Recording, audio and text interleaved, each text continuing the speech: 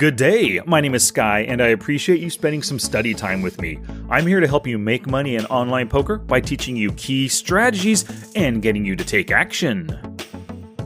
I'm really looking forward to today's episode because I know a ton of you play on America's Cardroom, and I have 11 tips, 11 super quick, easy to use tips that's going to improve your gameplay on that site.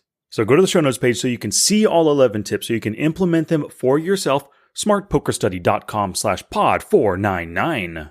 Let's get to the tips. Gambate!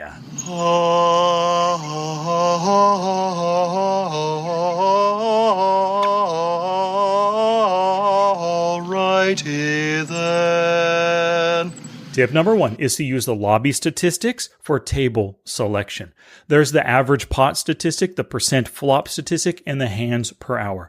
First off, the average pot. Think about what you want out of the tables you play on. You want tables full of recreational players, fishy players, or even maniacs who commit a ton of chips to the pot. So that average pot is going to be high. You want to see an average pot of like 17 big blinds, 18 big blinds, 36 big blinds even. The more big blinds, the better.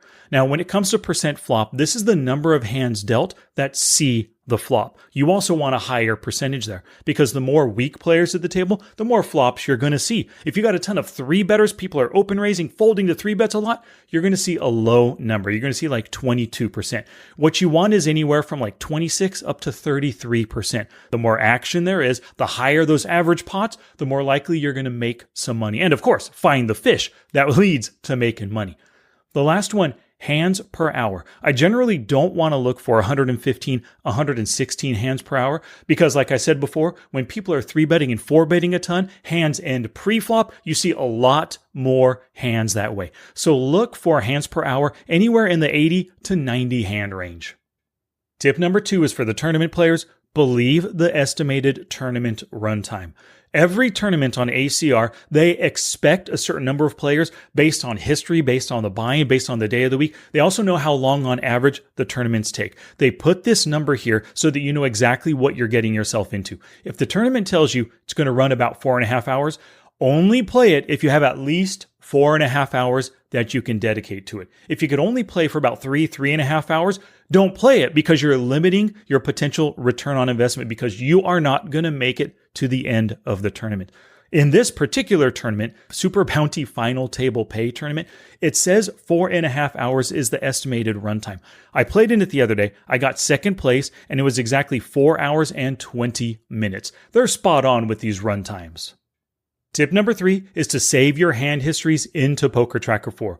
Probably one of the reasons why you chose America's Cardroom is for the long-term hand history tracking as well as the HUD stats on your opponents. So in the settings menu, just go to hand histories and then save hand history. Turn that one on right there. Now you can access all these hands. It's not only great for reviewing your hands after the fact, seeing your statistics, seeing your win rates, finding leaks, plugging leaks. It's also good for your in-game play. You can turn on that HUD and you can start exploiting your opponents based on their tendencies that the HUD illuminates.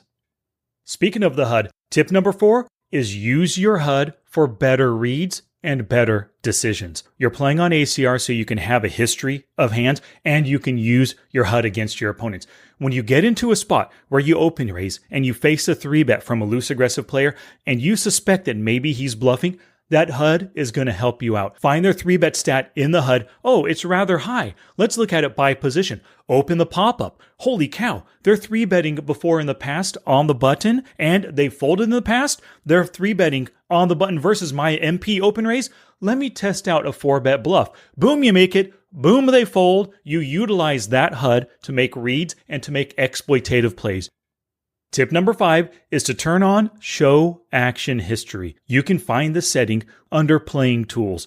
Once you turn this on, you can see the action as it progresses through the hand. This allows you to see what your opponents did on all the prior streets. And it can be really helpful when you get to the turn and you just can't really remember, you're not thinking about what they did pre-flop and on the flop. When you get to the river, you can see, oh, my opponent raised pre-flop, bet the flop, bet the turn, and now I'm facing another bet on the river. Or if you're the one betting on the river, look at your opponent. He called pre-flop from out of position. He check called flop, check called turn. Should I value bet this river. Seeing that line is one additional little tip, a bit of information that online players have that those live players just don't. Tip number 6 is to preset those bet size buttons. Under the settings menu, under playing tools and then bet sizing, these are what I do. On unraised pots, I have the button set for 2.5 big blinds, 3, and then 4 big blinds. I have it set for my 3 bet sizes at 9, 10, or 12 big blinds. This just makes it quicker and easier to make the same bet, and it really helps when I'm multi-tabling. I don't want to be typing in the bet size each time, using the scroll bar each and every time. Boom, I click 10 big blinds. Boom, I hit raise, and I made it with 2 quick button clicks. Post-flop, I have half pot, 67% pot, 3/4 pot, and then full pot size. Those are my settings. Tip number 7 is to take your player notes in Poker Tracker 4, not within the site's software. In your HUD, use the little note editor icon, and that's where you put all of your player notes. The reason for this is you'll have access to those now when you're playing as well as when you're studying. If you leave your notes in the America's Cardroom software, later on when you're studying some hands, you're not going to see those notes. You're not going to be able to rely on your prior reads to help you during your studies and to analyze your play and your opponent's play. Tip number 8 is to view stacks in terms of big blinds. Now, this is great for tournament players and for cash game players. For tournament players, it's really good because those ever-changing antes and blinds make it really hard to calculate in your head, oh man, the big blind is 8,000, but I have this much. How many big blinds is that? When you have it calculated in terms of big blinds, boom, there's the number for you. You see your big blinds, your opponent's big blinds, how many big blinds are in the pot. Nice and simple. For cash game players, you want to do the same thing. It helps you to not be results oriented, to not think about the money on the line, because making, for example, a 9 big blind 3-bet at 5NL, that's only 45 cents, no big deal. At 2NL, that's 18 cents. At 25NL, that's $2.25. If seeing those dollar amounts maybe affect your decisions, when you have it in big blinds, it's 9 big blinds at 2NL, 9 big blinds at 5NL, 9 big blinds at 25NL. It also allows you to play different stakes the exact same way. You can have a 2NL, a 5NL, a 10NL, a 25NL table open at the same time. You see them all in big blinds? It doesn't matter. So easy. You don't have to calculate dollars in your head.